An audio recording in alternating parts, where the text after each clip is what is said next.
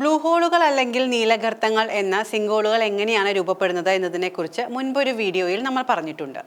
ഏകദേശം 15,000 മുതൽ 20,000 വർഷങ്ങൾക്ക് മുൻപ് അവസാന ഹിമയുഗത്തിലാണ് ബ്ലൂ ഹോളുകൾ രൂപപ്പെട്ടത്. അക്കാലത്ത് മഞ്ഞുമലകളിൽ വലിയ അളവിൽ വെള്ളം കെട്ടിക്കിടക്കുന്നതിനാൽ സമുദ്രനിരപ്പ് വളരെ താഴ്ന്നിരുന്നു.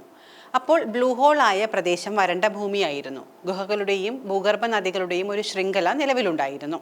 ബെലീസിലെ ഗ്രേറ്റ് ബ്ലൂ ഹോളിനെ കുറിച്ചാണ് നമ്മൾ ഇന്ന് പറയുന്നത്. ഇത് ബഹിരാകാശത്ത് നിന്ന് ദൃശ്യമാണ്. ബഹിരാകാശത്ത് നിന്ന് നഗ്നനേത്രങ്ങൾ കൊണ്ട് കാണാൻ കഴിയുന്ന ലോകത്തിലെ ഒരേയൊരു ബ്ലൂ ഹോളാണ് ഗ്രേറ്റ് ബ്ലൂ ഹോൾ.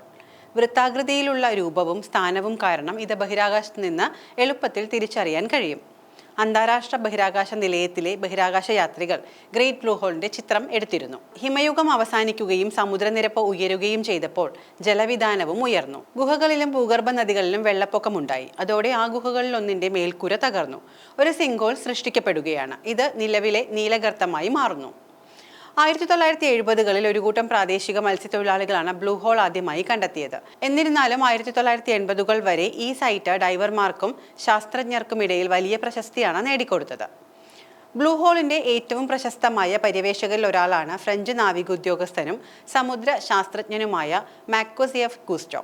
1971-ൽ ക്യൂസ്റ്റോയുടെ ഗവേഷക കപ്പലായ കാലിപ്സോ ബ്ലൂ ഹോൾ സന്ദർശിച്ചു. കൂടാതെ ക്യൂസ്റ്റോ തന്നെ സൈറ്റിലേക്ക് കയറി അതിനെ പഠനവിധേയമാക്കുകയും ചെയ്തു. ഗ്രേറ്റ് ബ്ലൂ ഹോളിൽ 400-ലധികം ഇനം സസ്യങ്ങൾ, മൃഗങ്ങൾ, ബാക്ടീരിയകൾ എന്നിവയുണ്ട്. ലൈറ്റ് ഹൗസ് റീഫ് സിസ്റ്റത്തിന്റെ ഭാഗമായാണ് ഗ്രേറ്റ് ബ്ലൂ ഹോൾ ഉള്ളത്. കാസ്റ്റ് ടോപ്പോഗ്രാഫിയുടെ അതിശയകരമായ ഉദാഹരണമാണ് blue hole. Belize blue hole ഒരു യുനെസ്കോ ലോക പൈതൃക പട്ടികയിലുള്ള സ്ഥലമാണ്. ഓസ്ട്രേലിയയിലെ ഗ്രേറ്റ് ബാരിയർ റീഫിന് ശേഷം ലോകത്തിലെ രണ്ടാമത്തെ വലിയ ബാരിയർ റീഫായ വിശാലമായ ബാരിയർ റീഫിന്റെ ഭാഗമാണ് ഇത്. മെയിൻലാൻഡിൽ നിന്നും ബെലീസ് സിറ്റിയിൽ നിന്നും 70 കിലോമീറ്റർ അകലെയുള്ള ഒരു ചെറിയ അറ്റോൾ ലൈറ്റ് ഹൗസ് റീഫിന്റെ മധ്യഭാഗത്താണ് ഇത് സ്ഥിതി ചെയ്യുന്നത്. ഗ്രേറ്റ് ബ്ലൂ ഹോൾ ദ്വാരം പൂർണ്ണമായും വൃത്താകൃതിയിലാണ് ഉള്ളത്. ഗ്രേറ്റ് ബ്ലൂ ഹോളിന് ഏകദേശം 300 മീറ്റർ വ്യാസവും 125 മീറ്റർ ആഴവുമുണ്ട്. സിങ്കോളിന് ചുറ്റും പവിഴപ്പുറ്റുകളുടെ ഒരു വളയവും ഉണ്ട്. ഉള്ളിലെ വെള്ളം 40 മീറ്റർ വരെ സ്ഫടിക ദൃശ്യമാണ്, അതായത് ക്രിസ്റ്റൽ ക്ലിയർ ആണ് എന്ന് സാരം. എന്നാൽ ഇവിടെ ഡൈവ് ചെയ്യുന്നതിന് ചില പരിമിതികളുമുണ്ട്. ബെലീസ് ബ്ലൂ ഹോളിൽ മുങ്ങുന്നതിന്റെ വെല്ലുവിളികൾ കാരണം കുറഞ്ഞത് 24 ഡൈവ് പൂർത്തിയാക്കിയ മുങ്ങൽ വിദഗ്ധർക്ക് മാത്രമേ ബെലീസ് ബ്ലൂ ഹോളിൽ പര്യവേഷണം ചെയ്യാൻ അനുവാദമുള്ളൂ. അണ്ടർ വാട്ടർ ടണലുകളുടെയും ചാനലുകളുടെയും ശൃംഖലയിലൂടെയാണ് ബ്ലൂ ഹോൾ സമുദ്രവുമായി ബന്ധിപ്പിച്ചിരിക്കുന്നത്.